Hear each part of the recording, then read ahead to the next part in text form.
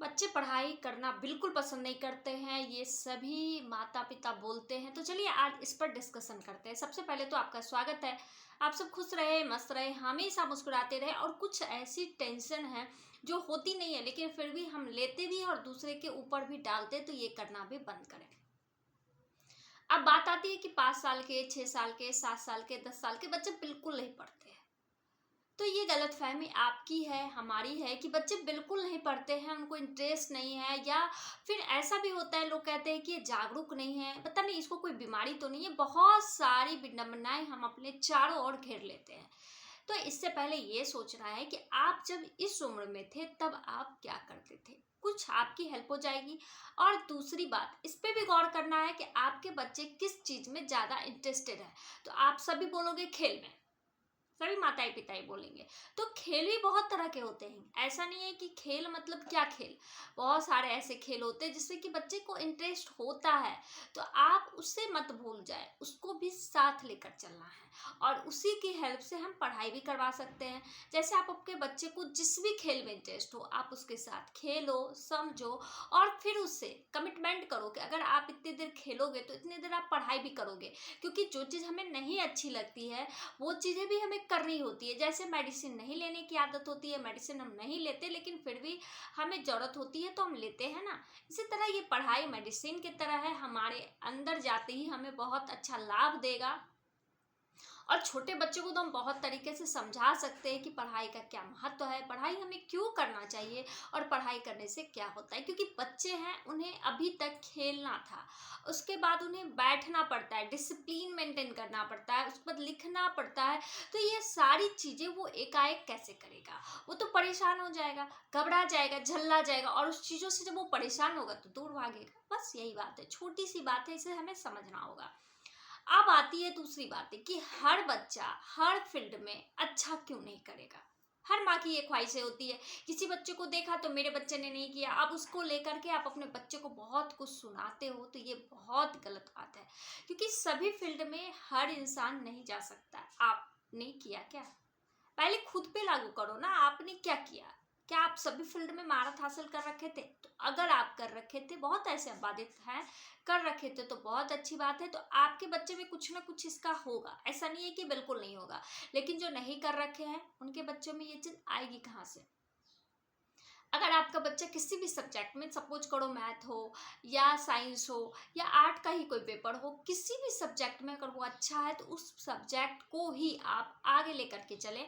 बाकी को अगर एवरेज है तो उसे एवरेज रहने दें। इससे क्या होगा, बच्चे पर मेंटल प्रेशर भी नहीं पड़ेगा और बच्चे अच्छे से जिस सब्जेक्ट में वो अच्छा कर रहा है उसमें वो बहुत आगे जाएगा।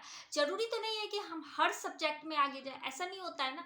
कोई आर्ट वाले फील्ड में जाना चाहता है, कोई साइंस वाले फील्ड में जाना चाहता है, कोई मैथ में जाता है, कोई कॉमर्स में भी जाता है। तो जब आगे जाके ये फील्ड बंटने ही वाला है तो अभी से ही क्यों नहीं बांटते? जिससे क्या होगा, बच्चे अच्छे तरीके से उसको समझ लेंगे और तैयारी इतनी अच्छी होगी, इतनी भरपूर होगी कि आगे उसे कोई प्रॉब्लम ही नहीं होगा। लेकिन हम ऐसा नहीं करते, हमें लगता है कि हर सब्जेक्ट में उसे 100 में 100 नंबर आना चाहिए और जिसके वजह से हम अपने बच्चों के भविष्य को ही दांव पर लगा देते हैं। ये बात सही है। अब बात आती है कि आप अपने बच्चों से क्या-क्या उम्मीद करते हो? उम्मीद तो बहुत सारा करते हैं कि हमारे बच्चे अच्छे करें, हमारे बच्चे इस फील्ड में जाएँ, हमारे बच्चे ये करें, हमारे बच्चे वो करें, तो ये सारी चीज़ें संभव बिल्कुल नहीं है। इस चीज़ों की मानसिकता जो आपके अंदर बैठी हुई है कि हमारे बच्चे इस फील्ड में क्यों नहीं है, उस फील्ड में क्यों नहीं है, तो आप पहले अपने आप में सुधार करो। आपको बच्चा चाहिए, आपको बच्चा कुछ होनहार मतलब कुछ बनता हुआ दिखना चाहिए या आपके बच्चे को खत्म होते हुए आप देखना चाहते हो? ये तीनों चारों चीज़ों में आपको एक चीज़ तो चुननी पड़ेगी। क्योंकि सभी चीज़ें अगर हम चुने तो फिर दिक्कत है। पहले तो बच्चा होनहार चाहिए, बच्चा होना चाहिए, फिर बच्चे होनहार होने चाहिए और फिर बच्चे फ्री माइंड कुछ करते हुए होना चाहिए। लेकिन हम करते क्या है, अब की जो पढ़ाई है, अब की पढ़ाई ऐसी है कि बहुत सारे पढ़ाई का लोड होता है। बच्चे को बचपन से ही नर्सरी, एलकेजी से ही बहुत सारी चीज़ें एकाएक सीखने को दिया जाता है, जो कि बच्चे के लिए बहुत ही टफ होता है। तो आप उसको इंटरेस्टिंग बनाइए ना। कैसे बनाइए ये आप पर निर्भर करता है। आप यूट्यूब पर देखिए, इंस्टा पर बहुत सारे ऐसे वीडियो डले होंगे, उसको देख करके आप कुछ ना कुछ सीखते रहिए। ज़रूरी नहीं है कि हम पेरेंट्स बन गए, हमारा काम खत्म हो गया, अब हम पढ़ नहीं सकते। बिल्कुल नहीं, सीखने का पूरा उम्र है। जब तक आप आपके अंदर सांसें चल रही है तब तक हमें कुछ ना कुछ सीखते रहना चाहिए। और इसी सीखने के अनुभव को हम अपने बच्चों तक शेयर करते हैं तो उनके बच्चे ना कभी बिगड़ते हैं, ना कभी माता पिता हाइपर होते हैं, ना कभी टेंशन में आते हैं, और बच्चों के साथ उनकी बॉन्डिंग भी बहुत अच्छी और खूबसूरत होती है। तो हमें पहले बॉन्डिंग अच्छी बनानी चाहिए, हमें खूबसूरत ज़िंदगी जीने का सलीका आना चाहिए। ऐसा नहीं बस एक चीज़ को लेकर के पकड़े और पूरे घर का माहौल खराब कर दिया। बहुत माता पिता तो ऐसे होते हैं, दूसरे बच्चे को देखा और अपने बच्चे को तुरंत कंपेयर करने लगते हैं, जबकि ऐसा बिल्कुल नहीं करना चाहिए। बहुत सारे ऐसे वीडियो मेरे दिए गए हैं जिसमें कि ये चीज़ बतलाई हूँ मैं कि बच्चों को कंपेयर ना करें। उस बच्चे में कुछ अलग खासियत होगी, इस बच्चे में कुछ अलग खासियत होगी, सभी बच्चे अलग अलग होते हैं। आपके 2 बच्चे तो दोनों में अंतर होना तय है।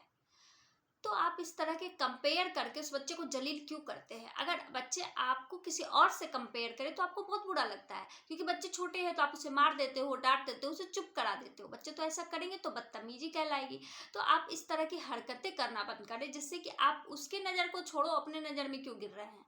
ये सारी चीज़ों को समझें, आपके बच्चे भी बहुत अच्छा करेंगे, बहुत आगे जाएंगे, और आप खुश भी रहोगे, और आपके बच्चे भी मेंटली हेल्थ रहेंगी, उनको बहुत स्वस्थ रहेंगे, उनका दिमाग स्वस्थ रहेगा, तो वो आगे कुछ ना कुछ करेंगे ही करेंगे, ये 100% तय है।